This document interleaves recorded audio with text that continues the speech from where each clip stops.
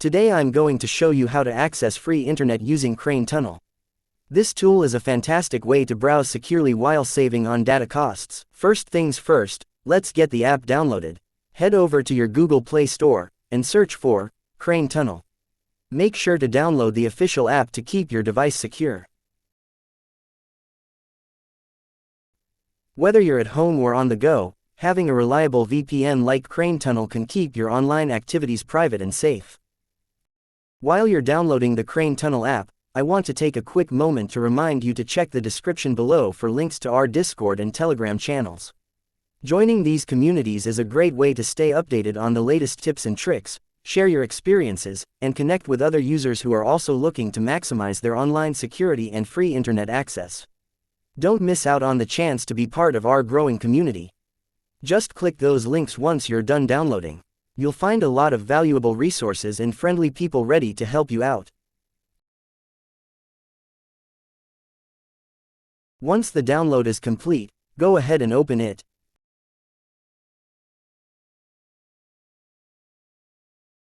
Now that we have the app installed, let's talk about servers.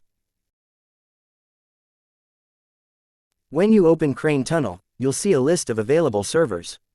Choosing the right server is crucial for speed and connectivity. If you're in a specific region, try selecting a network close to you for better performance.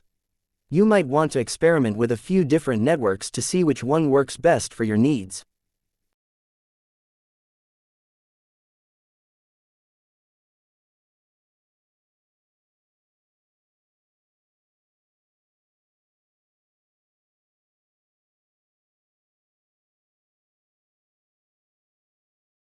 Connecting is super simple. Once you have selected your preferred server and network, hit the Connect button.